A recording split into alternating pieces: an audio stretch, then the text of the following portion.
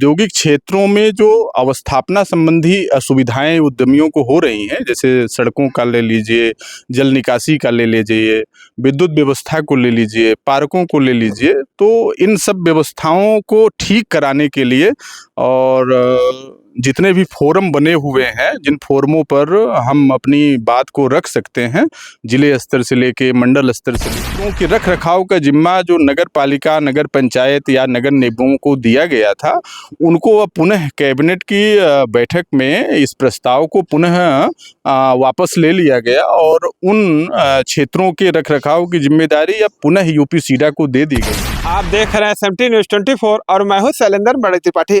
हमारे साथ Uttar Pradesh industries association के अध्यक्ष हैं अरविंद पाठक जी, और आज हम इनसे बातचीत करेंगे कि उत्तर प्रदेश के सभी इंडस्ट्रियों में से 24 इंडस्ट्रियल एसोसिएशन को विशेष दर्जा मिला हुआ है, तो इस इंडस्ट्रियल एरिया को भी विशेष दर्जे में शामिल किया गया है। तो क्या मामला रहा है, इसे क्यों शामिल किया गया?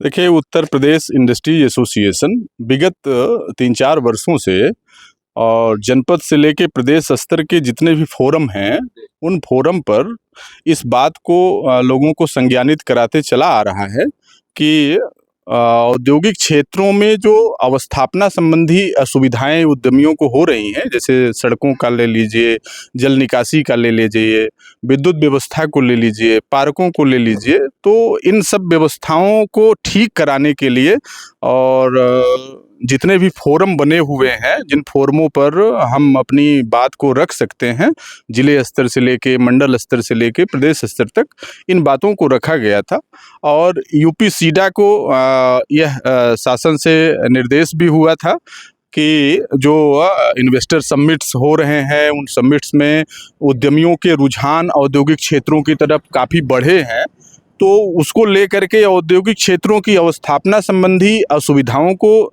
अतिशीघ्र ठीक कराने के लिए शासन स्तर से निर्देश भी किया गया था। तो उसी क्रम में दो बड़ी उपलब्धियां उत्तर प्रदेश इंडस्ट्रीज एसोसिएशन के प्रयासों से हुई हैं। पहली उपलब्धि ये हुई है कि जो इन औद्योगिक क्षेत्रों के रख रखाव का जिम्मा जो नगर पालिका, नगर पंचायत या नगर निगमों को दिया गया था, उनको अब पुनः कैबिनेट की बैठक में इस प्रस्ताव को पुनः वापस ले लिया गया और उन क्षेत्रों के रख रखाव की जिम्मेदारी अब पुनः यूपीसीडा को दे दी गई है। उसमें आपका औद्योगिक क्षेत्र खलीलाबाद भी सम्मिलित रहा है। तो इससे ये बड़ा फायदा होगा कि जो ऊहापोह की स्थिति होती थी कि इसका डेवलपमेंट कोई निकाय करेगी कि यूपीसीडा के द्वारा कराया जाएगा, तो ये ऊहापोह खत्म हो गया। इसका डेवलपमेंट कराने की जिम्मेदारी अब यूपीसीडा की हो गई है। तो और दूसरा जो सबसे बड़ी उपलब्धि रही है कि पूरे प्रदेश में 24 औद्योगिक क्षेत्रों को प्रमुखता देते हुए उनके डेवलपमेंट के लिए विशेष कार्य योजना बनाए जाने का प्रस्ताव शासन ने मांगा है और संबंधित जिलों से मांगा है। तो जिलों के जो संबंधित अधिकारी हैं वो प्रस्ताव पे तैयारी कर रहे हैं। तो यह मांग विगत 3 वर्षों से ये एसोसिएशन करता चला आ रहा है। चूँकि एसोसिएशन का मुख्य कार्यालय खलीलाबाद में है, तो हमारा विशेष प्रयास खलीलाबाद की तरफ था और बस्ती मंडल में होने के नाते मंडली बैठक में आदरणीय कमिश्नर साहब की जो बैठक होती है मंडली, तो उसमें इस विषय को फोकस में रखा जाता है कि औद्योगिक क्षेत्र खलीलाबाद का डेवलपमेंट एक विशेष कार्य योजना बना करके किया जाए, जिससे कि यहाँ के सड़कों का निर्माण, यहाँ के जल निकासी की व्यवस्था, यहाँ के पार्कों का सुंदरीकरण और विद्युत की व्यवस्था, जो कि उद्यमियों के लिए बड़ा नितांत आवश्यक है। तो इन विषयों को शासन ने संज्ञानित लिया है और उसके तहत जो है विशेष कार्य योजना बना करके और इसका डेवलपमेंट कराने का निर्देश जारी किया है। पाठक जी, अगर हम फैक्ट्रियों की बात करें तो लोगों को 24 घंटे निर्बाध बिजली नहीं मिल पा रही है, जिससे फैक्ट्रियों पे उत्पादन में काफ़ी असर पड़ता है। देखिए, इस संबंध में बहुत सारी शिकायतें, बहुत सारे सुझाव विगत उद्योग बंधुओं की बैठकों में दिए जा चुके हैं और जब तक ये नया पावर हाउस बना करके और औद्योगिक क्षेत्र को स्वतंत्र स्वतंत्र फीडर के रूप में डेवलप नहीं किया जाएगा, तब तक फैक्ट्रियों को निर्बाध बिजली मिल पाना कठिन होगा।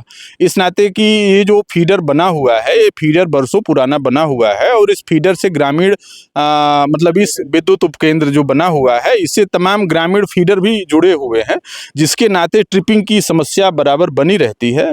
तो यह मांग निरंतर की जा रही थी।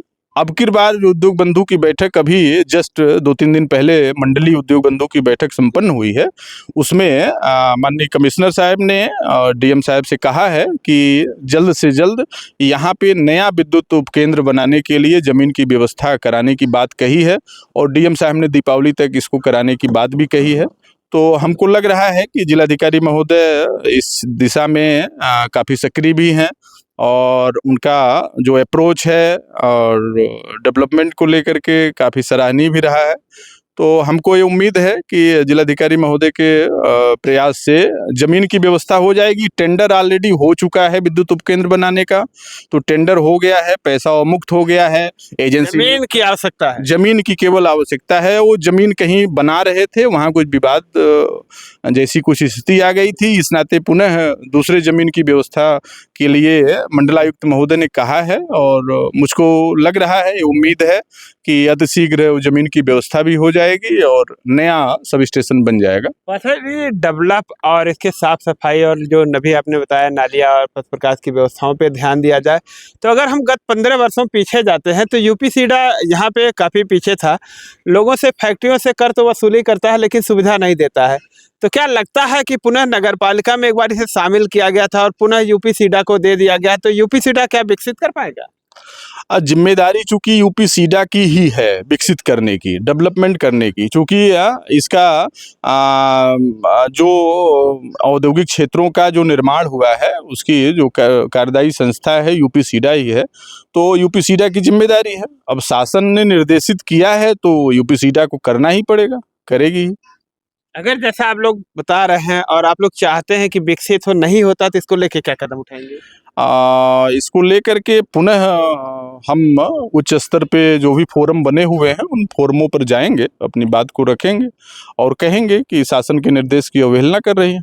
अभी देखा गया इन्वेस्टर समिति की कुछ समय पहले बैठक हुई थी, तो क्या लगता है कुछ नई फैक्ट्रियां डेवलप होंगी यहाँ पे? आप 4-5 बड़ी फैक्ट्रियां तो औद्योगिक क्षेत्र में ही बन रही हैं, उसी इन्वेस्टर समिट में दिए गए प्रस्तावों के आधार पे ही बन रही हैं। तो 5-6 ऐसी फैक्ट्रियां हैं जो बड़ी यूनिट्स हैं। कपिला पशु आहार की बड़ी यूनिट्स यहाँ बन रही है, पार्ले जी की एक एक्सटेंशन यूनिट यहाँ बनी है, नई अभी बनी है, और एक मैदा मिल नया बना हुआ है, अभी उसी में बना हुआ है। एक इसी रोड पे एक चेयर बनाने वाली एक बड़ी फैक्ट्री इसमें बन रही है। तो वैसे 5-7 फैक्ट्रियां जो बड़ी हैं जिनका इन्वेस्टमेंट अच्छा है वो यहाँ इंडस्ट्रियल एरिया में लग रही हैं। बाकी और जो प्रस्ताव हैं वो कुछ ज़मीनों के नाते अटके हुए हैं और जनपद में औद्योगिक क्षेत्र के अलावा जनपद में अन्य स्थानों पे भी इंडस्ट्रियां लग रही हैं और मेहदावल में इंडस्ट्री लग रही है, आपके बघौली में इंडस्ट्री लग रही है आपके।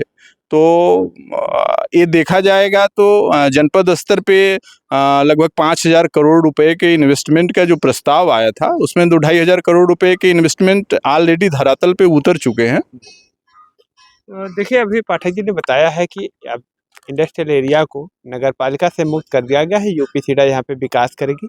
रही बात बिजली की जो समस्या है, उसके लिए कमिश्नर ने जिलाधिकारी को निर्देशित कर रखा है और जल्द ही जल्द बिजली की समस्या दूर की जाएगी। जमीन आवंटन हो करके नया विद्युत सब स्टेशन बनाया जाएगा जिससे 24 घंटे निर्बाध बिजली मिल सके। और जो इन्वेस्टर समिति की बैठक हुई थी, 5,000 करोड़ का प्रस्ताव आया था, पाठक जी ने बताया कि लगभग 2,500 करोड़ का काम शुरू हो चुका है। तो निश्चित ही इंडस्ट्रियल एरिया में काफ़ी लोगों को रोजगार मिलेगा। और पाठक जी की बातों पे क्या सच्चाई है, क्या कहना चाहेंगे, आप लोग कमेंट करके जरूर अपनी राय दें। मिलते हैं नई खबर के साथ नई वीडियो में, तब तक के लिए नमस्कार।